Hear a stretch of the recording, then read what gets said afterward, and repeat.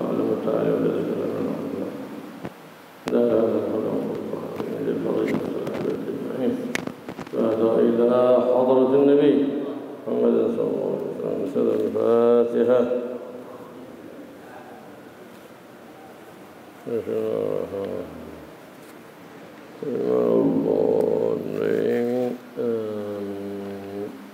الحمد لله رب العالمين، والصلاة والسلام على النور المبين سيدنا مولانا محمد وعلى آله وصحبه أجمعين. أما بعد، قال المصنف فصل: ومن شروط الصلاة استقبال القبلة. واجب استقبال القبلة، واجب. نعم، عين القبلة، ولا يكفي استقبال الجهة على المعتمد الجهة فقط. نعم، يسامتها أي محاذيا لها. جهة القبلة محاذية للقبلة. هذا المراد بالقبلة الكعبة. الكعبة، نعم، كلها الكعبة قبلة. هواء الكعبة قبلة. لو في عمارة فوق تستقبل هواء الكعبة، أو تحت الأرض بناء تستقبل هواء الكعبة. فما فوق الكعبة قبلة إلى السماء، وما تحت الأرض وما تحت الكعبة قبلة إلى الأرض السابعة. كل هذا قبلة. هواء الكعبة قبلة. نعم، الاستقبال لما يكون يقين، أنت قدامك الكعبة تشوفها، ماشي ساتر بينك وبينها، لا دار ولا جدار، هذه كعبة يقينا. أو ظنا بأن بعدت عنها، أو كان بينك وبينها ديار أو دار أو جدار، هذا بعدت عنها، هذا استقبالها واجب. ظنا يكفي ذلك. نعم، يقينا في القرب وظنا في البعد. استقبال القبلة هذه هي الكعبة. نعم. استقبال جهة الكعبة، نعم، ولا يكفي لو بيستقبل الجهة، استقبل الجهة كذا أو كذا. الواجب هكذا، عين الكعبة هكذا، ليس جهة يمنة أو يسرة، لا. نعم، وقيل يجوز استقبال الجهة.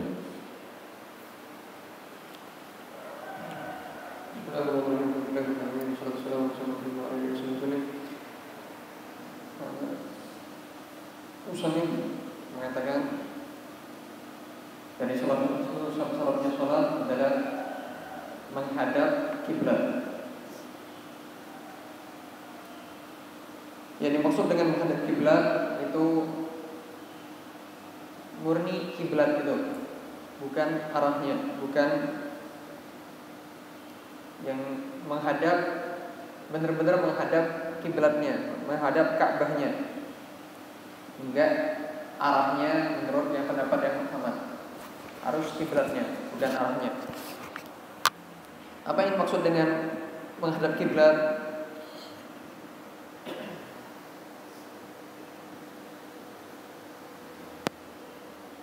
Menghadap kiblat tadi Ka'bah itu, dan Ka'bah itu masuk dan dikatakan Ka'bah juga semua yang di atasnya Ka'bah.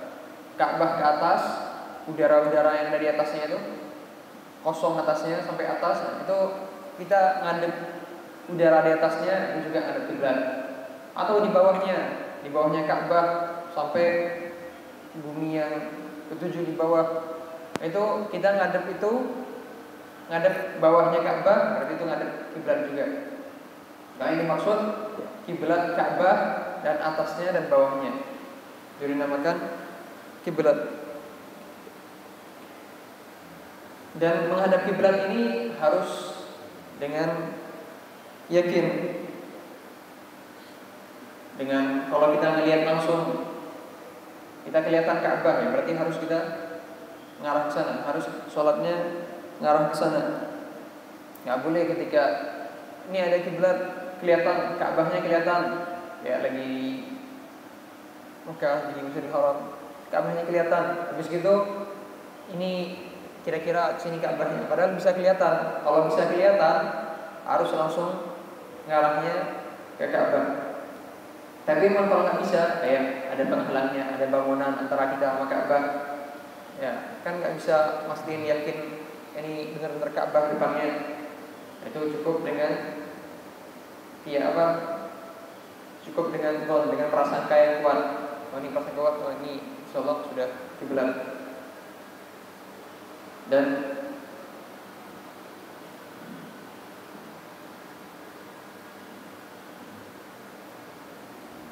tapi mengarah ke arah kiblat, bukan cuma arah kanan kiri yang terlalu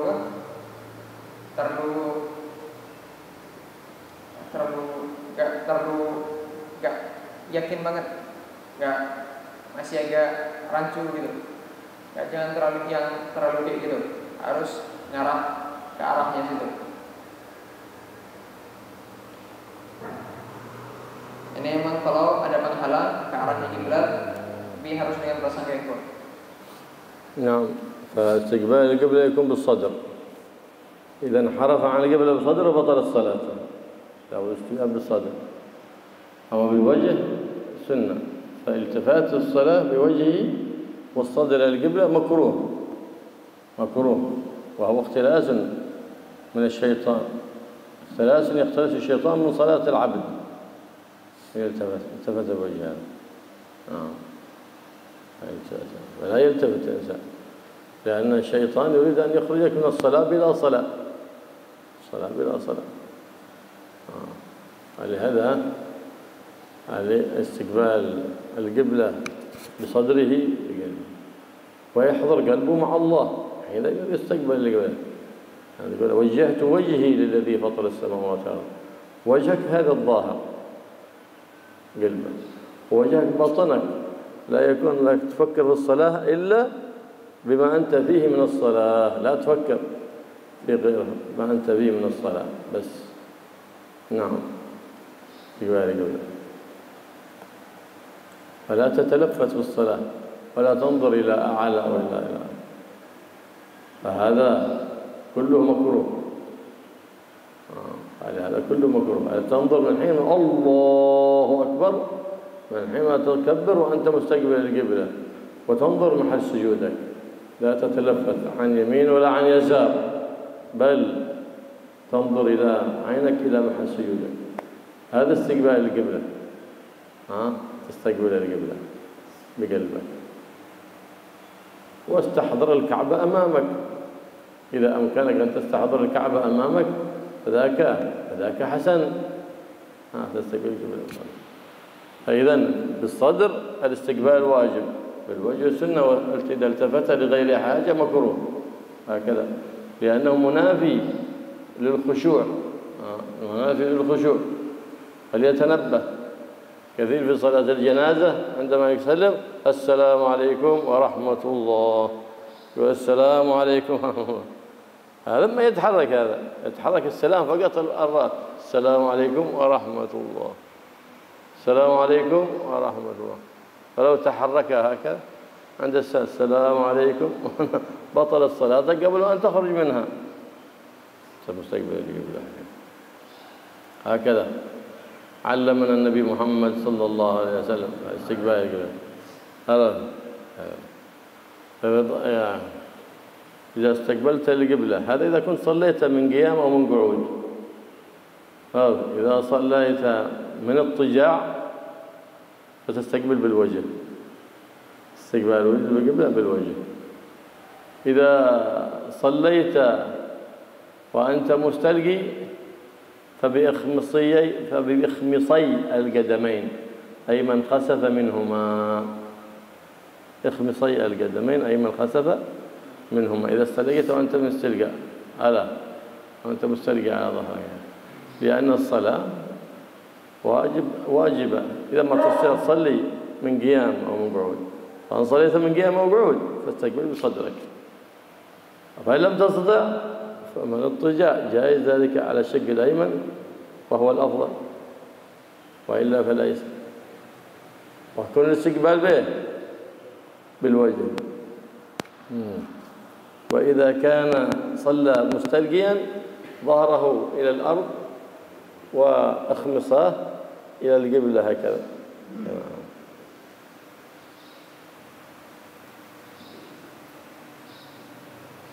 Menghadap kiblat itu ketika sholat itu dinamakan menghadap ketika dadanya kita menghadap kiblat, bukan dengan wajah. Bukan wajahnya aja yang gini, tapi dadanya ngadep lain. Enggak, ngadepnya tuh dengan dadanya. Jadi dadanya yang ngadep kiblat. Wajahnya itu ngadep kiblat sunnah. Jadi yang wajib dadanya ngadep kiblat.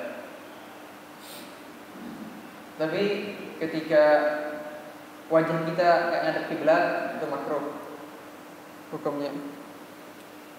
Dan dikatakan ketika seseorang noleh-noleh ketika sholat, ketika orang melihat ke tempat lain selain tempat sujudnya dia, itu dikatakan itu sholat kita sudah dicuri sama setan.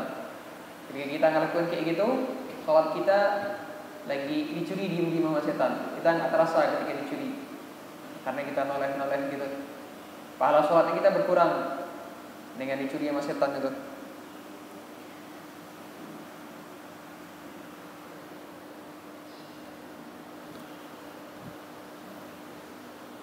Dan juga kita disuruh kita ketika sholat menghadap wajahnya kita menghadap ke tempat sujud, dan hati kita juga menghadap ke kiblat. Hati kita juga kita hadirin di hati kita kiblat, kita hadirin Ka'bah di hati kita ketika sholat. Jadi ngadepnya jangan cuma badan, hatinya juga menghadap ke kiblat. Ketika sholat jangan memikirkan selain sholat, jangan mikirin selain sholat, dan jangan noleh selain ke tempat sujud. Muka wajahnya kita fokus ke pandangan kita, fokus ke tempat sujud. Jangan ngelihat ke tempat yang lain. Jangan noleh kanan kiri. Ketika sholat kita hadirin di hati kita, kita ada Ka'bah di depan kita. Jadi ngadep ke situ dengan badannya, dengan hatinya. Jadi sekali lagi menoleh tanpa ada hajat itu makruh. Dan ini tadi dikatakan menghadap kiblat itu yang wajib dengan dadanya dia. Sekarang dan banyak orang agak lalai ketika sholat jenazah. Ketika sholat jenazah pas salamnya dadanya ikut noleh juga. Ketika salam dari sholat jenazah kan berdiri. Kalau duduk kan mungkin agak susah jarang orang yang dadanya ikut noleh. Tapi ketika sholat jenazah kan berdiri, itu banyak orang yang ketika salam dadanya ikut gerak juga. Terus ketika salam sholat jenazah, Assalamualaikum warahmatullahi, dadanya juga ikut miring. Ini nggak sah sholatnya. Jadi kalau mau salam kepalanya aja, jangan dadanya. Dadanya tetap ngadep kiblat. Dan ini yang menghadap dengan dada, ini buat orang yang sholat berdiri, orang yang sholat duduk, ini ngadepnya dengan dada. Tapi kalau orang yang sholat, orang nggak bisa sholat berdiri, nggak bisa juga sholat duduk. Akhirnya dia sholatnya ngadep samping gini, miring. Kalau miring itu gimana? Ngadepnya dengan wajahnya dia, ngadep kiblat dengan wajahnya dia. Terus kalau nggak bisa juga miring, akhirnya sholatnya telentang.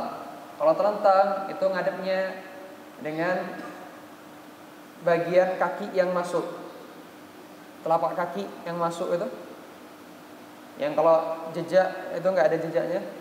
Nah, kalau nginjak nggak ada jejaknya, itu yang bagian itu yang buat ngadep kiblat.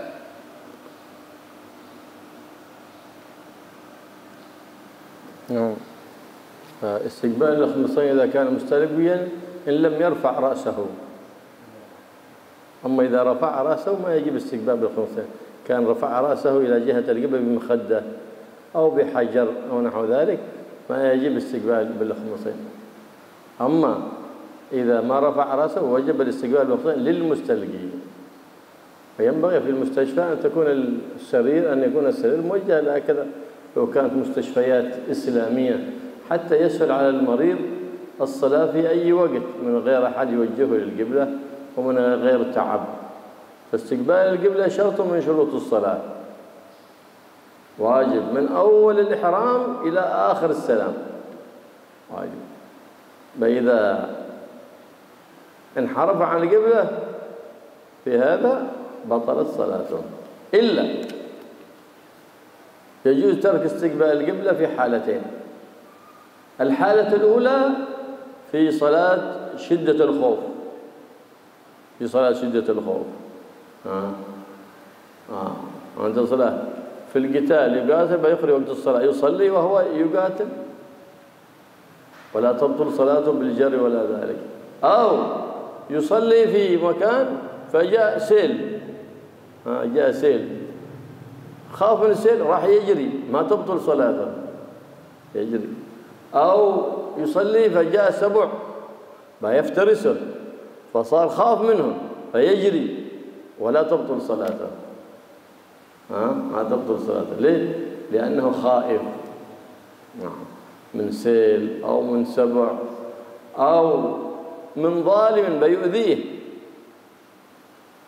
بس ما تبطل صلاته ما ظالم أبدا. وأما إذا أنت تصلي جاء حد شل الجوال حقك الشيخ ابن حجر قال تبطل صلاتك إذا عرفته وبعدين بتروح بتجيبه منه. إذا ما عرفته ويضيع الجوال عليك أو المال لك أن تقطع الصلاة وأنت خلاص. وقال الإمام الرملي لك أن تصلي صلاة شدة الخوف تجري خلفه وتجيب حقك المتاع ولا تبطل صلاتك. فاهم؟ نعم.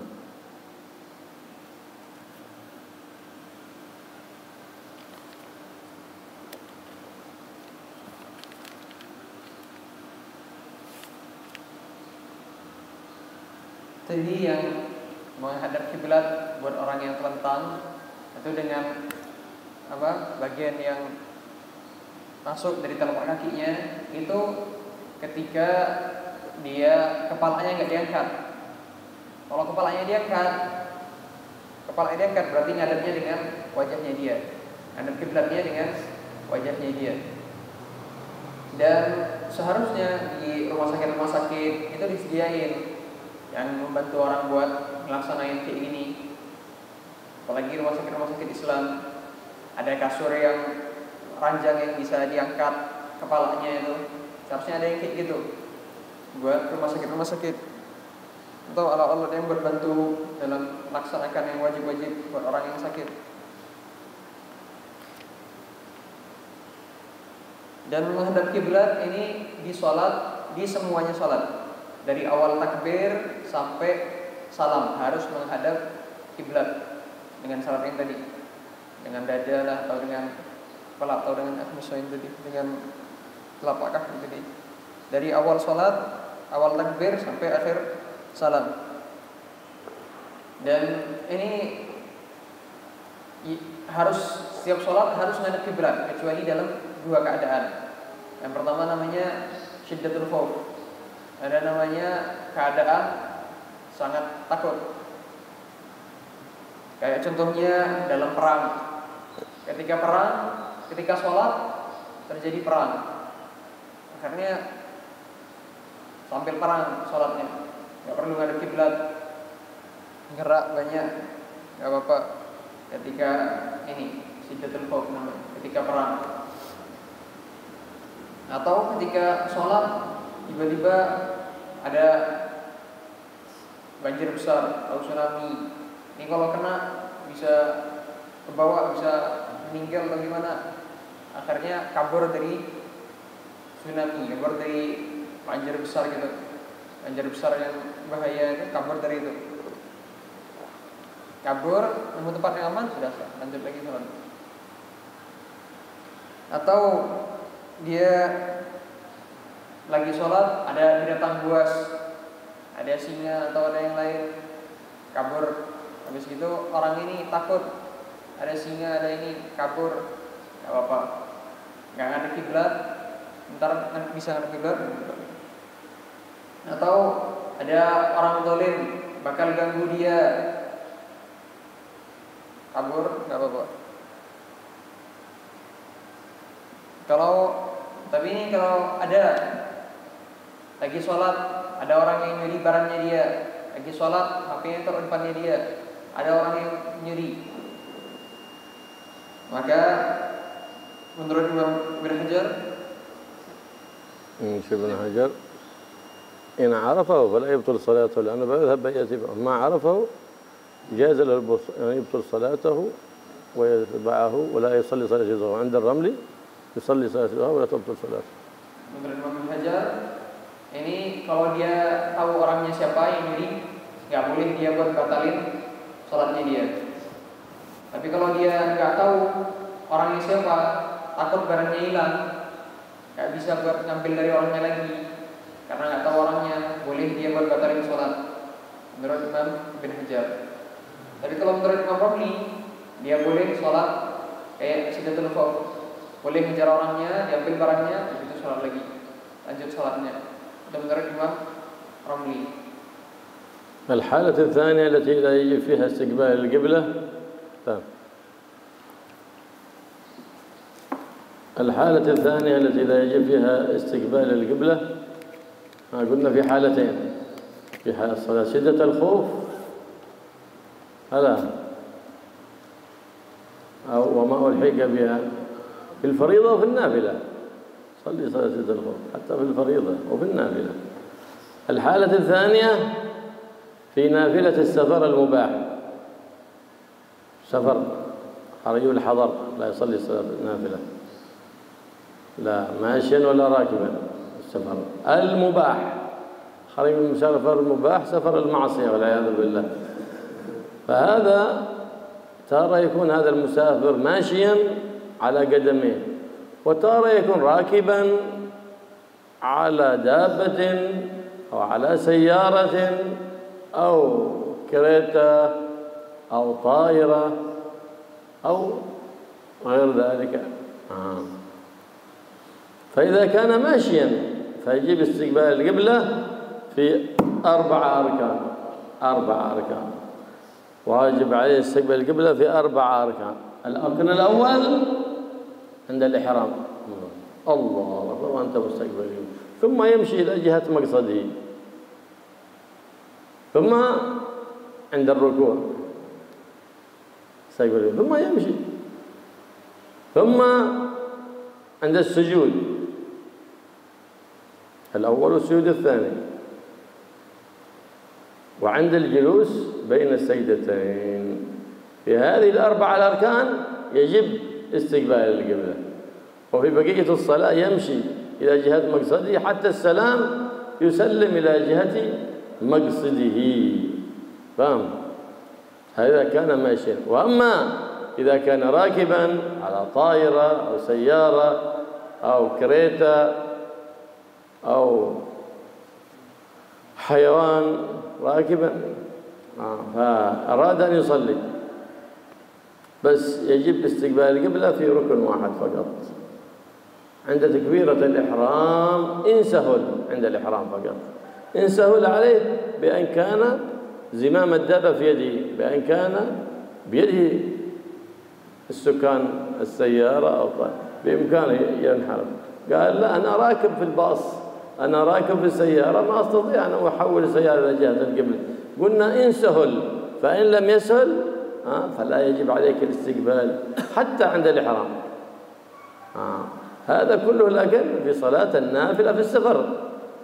خريب النافلة صلاة الفريضة ما يجوز أن تصليها على الدابة.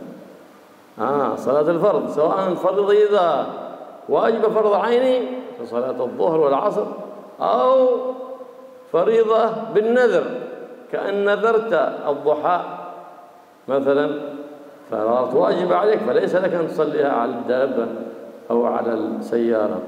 أو فريضة كفاية كصلاة الجنازة، ليس لك أن تصليها على الدابة، لا ما تصليها على الدابة، لا تصليها. الفريضة له سواء فريضة عينية أداء أو قضاء أو نذرا أو فرض كفاية، لا تصليها لا راكبا ولا ماشيا، حتى إن استقبلت القبلة. وإن استقبلت القبلة في كل الصلاة ممنوع. نعم.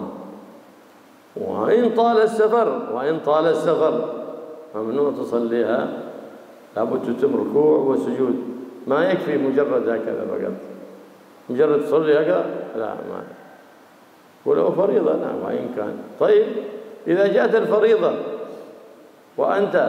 وأنت في الكريتة ولا يمكن توقيف السيارة ونحو ذلك، حينئذ يصلي ويقضي بعد ذلك. يصلي أولا لحرمة الوقت، ثم عليه القضاء بعد ذلك.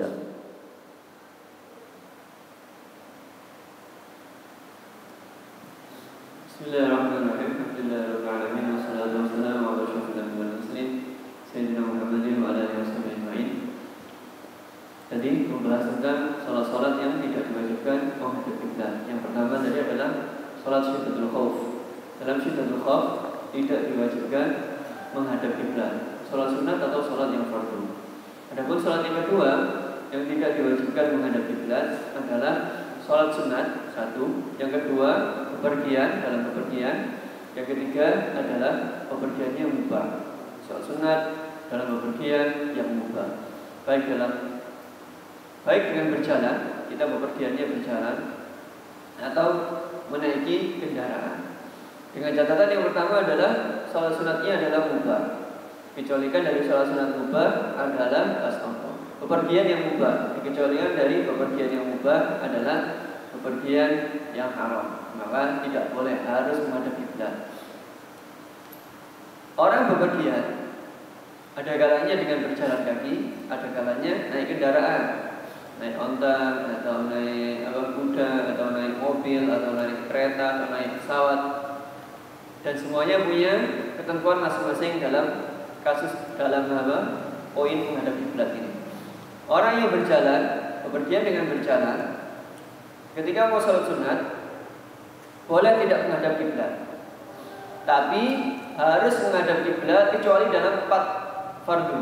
Ini harus menghadap kiblat, sisanya terserah, tidak apa-apa tidak menghadap kiblat. Yang pertama, rukun pertama adalah ketika takbiratul ihram. Orang bepergian, berjalan kaki, mau sholat duha, ketika mau sholat sunat tanpa menghadap kiblat boleh, dengan catatan ketika takbiratul ihram menghadap kiblat dulu, lalu takbiratul ihram, Allahu Akbar. Setelah itu jalan, baca Fatihah, baca apa sambil jalan, meskipun tidak menghadap kiblat. Yang penting ketika ihram tadi, takbiratul ihram tadi menghadap kiblat. Terus rukun yang kedua yang harus menghadap kiblat adalah ketika rukuk. Ketika rukuk menghadap kiblat dulu, lalu rukuk. Setelah itu i'tidal, silakan jalan lagi, meneruskan berjalan meskipun nggak menghadap kiblat. Rukun yang ketiga adalah ketiga dan keempat adalah sujud, dua-duanya, yang pertama dan kedua, dan juga duduk di antara dua sujud. Ini harus menghadap kiblat. Begitu selesai, ya nanti begitu selesai sujud, duduk di antara sujud. Jadi kalau dari i'tidal tadi mau sujud, menghadap kiblat dulu, sujud, menghadap kiblat, duduk di antara sujud, menghadap kiblat, sujud lagi, masih menghadap kiblat. Setelah itu berdiri atau tasyahud, terserah, bisa apa? Bisa sambil jalan, meskipun tidak menghadap kiblat. Ini orang kalau bepergiannya dengan jalan kaki harus menghadap kiblat dalam 4 rukun ini. Sisanya boleh tidak menghadap kiblat. Terus kalau bepergiannya naik kendaraan, nah ini lebih mudah malah. Kalau bepergiannya naik kendaraan, kalau mau sholat sunat boleh menghadap kiblat, kecuali dalam satu tempat, kecuali dalam satu rukun, yaitu ketika takbiratul ihram. Itu pun kalau memang memungkinkan. Kalau Anda bisa menghadap kiblat ketika takbiratul ihram dalam salat sunat safar ini, harus menghadap kiblat. Kalau tidak bisa, ya sudah, tidak wajib. Bahkan dalam takbiratul ihram Anda tidak wajib menghadap kiblat. Contoh, mudah menghadap kiblat ketika naik kendaraan. Anda naik onta dan Anda yang pegang kendalinya. Nah, ketika mau takbiratul ihram, arahkan dulu ke arah kiblat, takbiratul ihram, lalu lanjutkan perjalanan, rukuk, sujud apapun bisa tanpa menghadap kiblat. Kalau susah dan takbiratul ihram susah menghadap kiblat, contohnya naik bus, kita kan tidak bisa, kita tidak punya kendali, kita hanya penumpang yang ngikut sopir dan ngikut penumpang yang lain. Ya tidak apa-apa, dalam takbiratul ihram toh tidak masalah meskipun tidak menghadap kiblat. Ini salah satu poin tidak diwajibkan menghadap kiblat, yaitu sholat sunat yang dikerjakan dalam bepergian yang mubah. Dikecualikan dalam sholat sunat, sholat wajib. Kalau sholat wajib tidak boleh, harus menghadap kiblat. Baik wajibnya fardu ain seperti sholat 5 waktu. Dalam bepergian saya bepergian, berarti boleh tidak menghadap kiblat? Tidak boleh, harus menghadap kiblat. Atau fardu kifayah seperti sholat jenazah.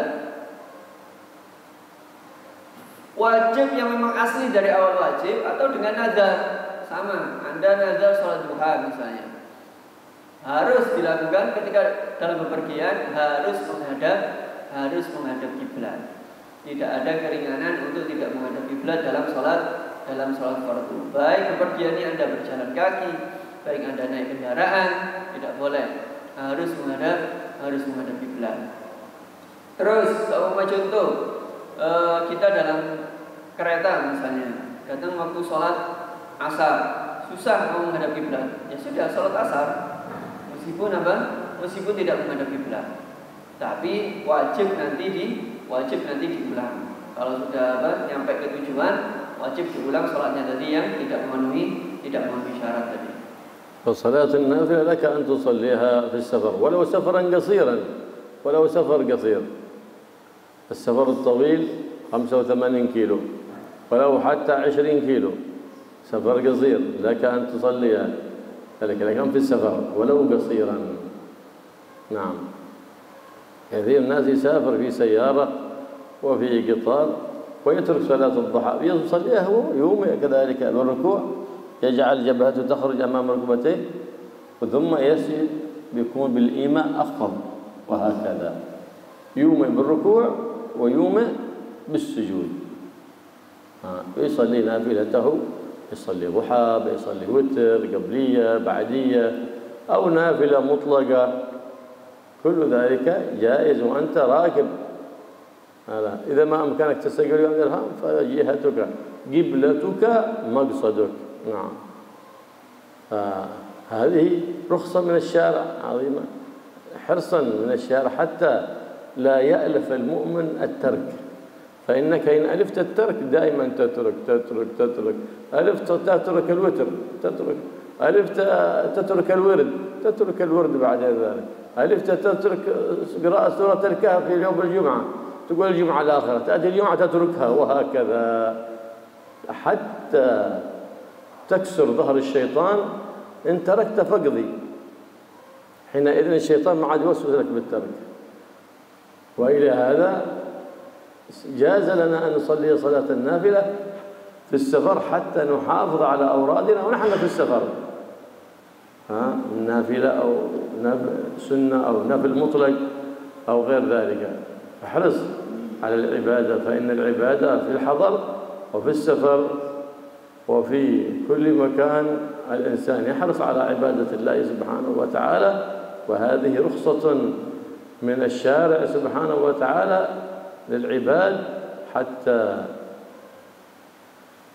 يمن عليهم بالدخول في حضرته في أي وقت، لأن الصلاة دخول في حضرة الله سبحانه وتعالى.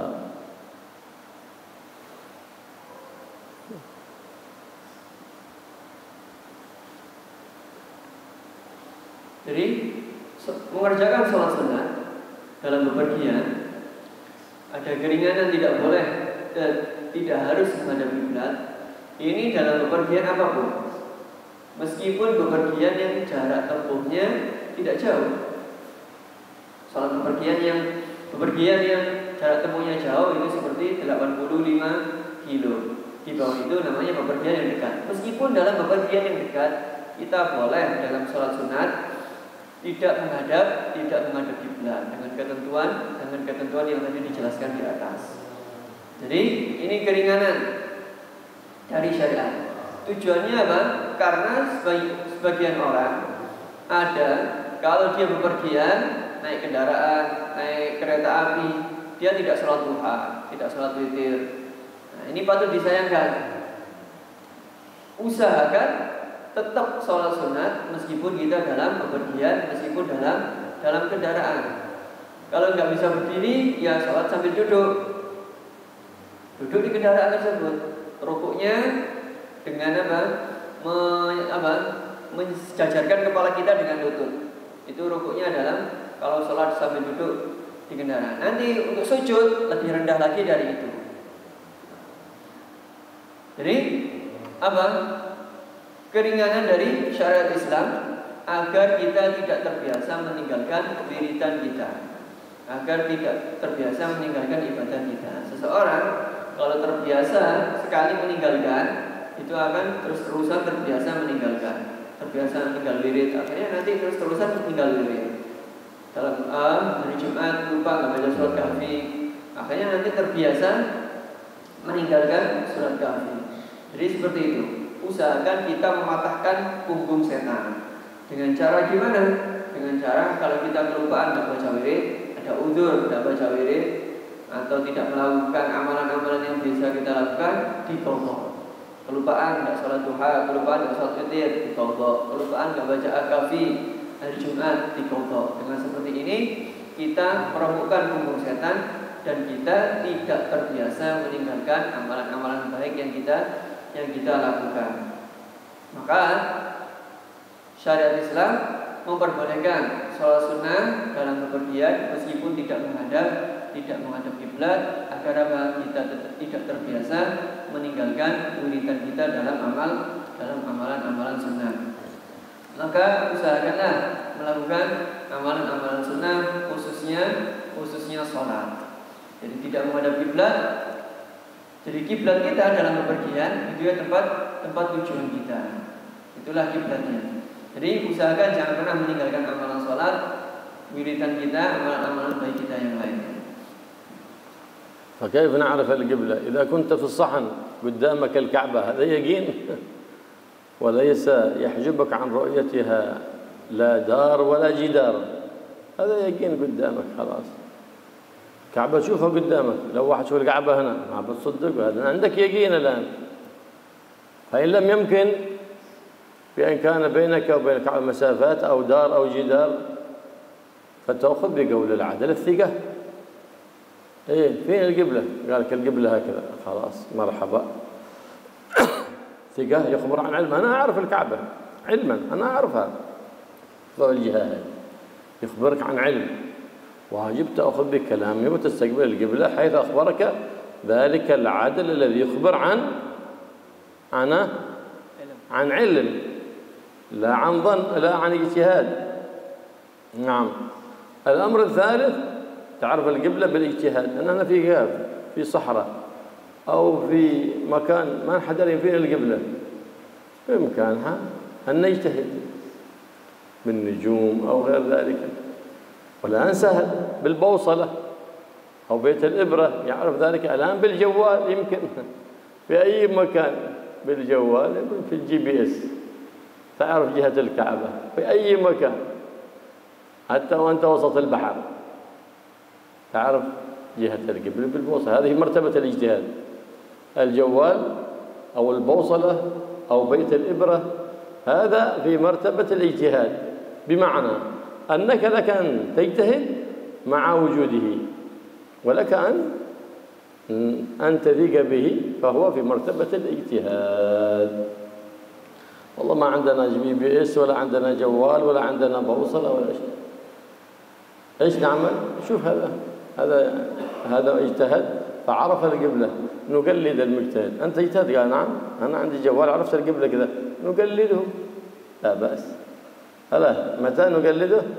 إذا عجزنا عن الاجتهاد. أما إذا أنت معك جوال وهو معك جوال، أنت تفتح جوالك وشوف القبلة فين وهو بيفتح جواله وبيشوف القبلة فين، أو الGPS أو غير ذلك هكذا.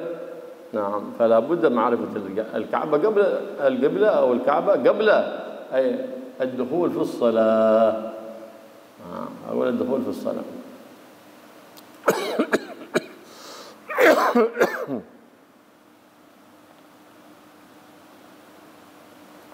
Bagaimana kita mengetahui Ka'bah? Ya, caranya macam-macam. Ada kalanya kita bisa mengetahuinya dengan yakin, tidak ada keraguan sedikit pun. Contohnya, ya kita berada di Matof, di depan kita kelihatan Ka'bah. Nah, Ka'bah ada di depan kita ini mengetahui dengan yakin. Kalau orang ngomong pada Anda, itu bukan Ka'bah, sebelah sana Ka'bah, Anda tidak akan percaya. Karena di depan Anda benar-benar Ka'bah. Anda mengetahui Ka'bah dengan yakin. Yang kedua, ketika Anda terhalang dari Ka'bah, ada jarak antara kita dengan Ka'bah, terhalang bangunan, terhalang jarak. Nah, gimana cara mengetahuinya? Tinggal bertanya kepada orang yang alim dan bisa dipercaya. Alim maksudnya orang yang tahu mana Ka'bah, orang yang tahu mana kiblat, dan dia punya ilmu terhadap kiblat, dan dia bisa dipercaya. Nah, nanya kepada dia. Ini level yang kedua. Kalau tidak ada orang seperti ini, kita berijtihad. Gimana? Berusaha mengetahui arah kiblat dengan perantara apapun. Bisa dengan bintang, bisa dengan kompas, bisa dengan HP. Ya, HP kita itu kan sekarang canggih, ada GPS-nya, bisa mengetahui arah mana kiblat. Ya, itu sama dengan level ijtihad. Jadi kita boleh menggunakannya. Level yang terakhir adalah taklid kepada orang yang ijtihad. Kita tidak punya HP, kita tidak mengerti tentang perbintangan, ya sudah, kita ikut kepada orang yang bisa ijtihad tentang kiblat. Anda tahu mana kiblat? Iya ini. Anda tahu dengan ijtihad? Iya. Ya udah, saya ikut Anda. Nah, ini namanya kita taklid kepada orang yang ijtihad. Ini hanya boleh dilakukan kalau kita sendiri tidak bisa mengetahui arah kiblat dengan HP atau dengan perbintangan. Tapi selama kita bisa ijtihad sendiri, tidak boleh kita ikut orang lain. Kita punya HP, bisa tinggal buka gitu saja. Ya, tidak boleh ikut orang lain. Anda harus ijtihad sendiri. Jadi hukumnya mengetahui arah kiblat itu wajib sebelum Anda sholat. Jadi sebelum kita masuk sholat harus mengetahui mana arah kiblat. ومن شروط الصلاة كذلك دخول الوقت، واجب قبل أن تدخل في الصلاة وأنت متيقن أن الوقت قد دخل، أو وظن مستند إلى اجتهاد، لا بمجرد أن أظن أنها قد كأنه قد دخل الوقت بتصلي، ما يصح، باطل صلاتك. وإن تبين أنها في الوقت، قال كأنه دخل الوقت، قم بصلي. ثم تبين أن صلاتنا في الوقت، الصلاة باطلة. لماذا؟ لأن عند تكبيرة الله أكبر لابد تتيقن أن الوقت قد دخل يقينا، أو بالظن الناشئ، أي ذلك الظن عن الاجتهاد لا بمجرد التشهي. فإذا كان بالاجتهاد فحينئذ إذا صادفت الصلاة في الوقت صحت، وإن كانت قبل الوقت وجب عليك إعادتها، وإن صادفت خارج الوقت فتكون قضاء. لكن بالظن الذي يستند إلى الاجتهاد أظنه أنه قد دخل الوقت فقط هكذا، فصلاتك باطلة. وإن تبين أنها وقعت في الوقت فالصلاة باطلة، فليتنبه لذلك. فهذا بعض شروط الصلاة، وبقية شروط الصلاة سيأتي معنا في الدروس الآتية إن شاء الله. Salah satu syarat sholat lagi adalah masuknya waktu. Jadi kita masuk dalam sholat, kita takbiratul ihram itu harus mengetahui waktu sholat tersebut sudah masuk. Dengan yakin, dengan melihat sendiri, atau dengan dalam persangkaan, tapi dengan ijtihad. Bukan hanya sekedar mungkin, kayaknya sudah masuk waktunya. Tidak cukup hanya kayaknya. Harus dhon yang bersangkutan dengan yang berkaitan dengan ijtihad, yang didasari dengan ijtihad. Kalau hanya kayaknya sudah masuk waktu sholat ini, akhirnya dia takbiratul ihram, tidak sah takbiratul ihramnya. Meskipun kayaknya benar, kayaknya sudah zuhur ini, akhirnya takbiratul ihram dan ternyata benar zuhur, tidak sah. Kenapa? Karena ketika kita takbiratul ihram harus sudah yakin masuk waktu sholat atau minimal punya persangkaan kuat yang didasari dengan ijtihad. Kalau tidak ada dua itu maka tidak sah. Jadi ini salah satu poin yang penting dalam syaratnya salat. Nanti syarat-syarat salat yang lain akan dijelaskan dalam pertemuan yang akan datang insyaallah. الله يوجهنا في الدين عنه وتجيب ولا سواء ويجعلنا من العالم من دينك والتقوى والاستقامة والسير على ما سار عليه السلف الصالح من اتباع النبي محمد صلى الله عليه وآله وصحبه وإياكم ببات الندامة يوم القيامة ويشفينا لكم جميع الأمراض والأسقام الظاهر والباطن نسيونا في عافية وسلام وتقوى والاستقامة وجاه النبي وآله وسلم وإلى حضرة النبي محمد صلى الله عليه وسلم الفاتحة. صلى وسلم على سيدنا ربنا اللهم يا كافي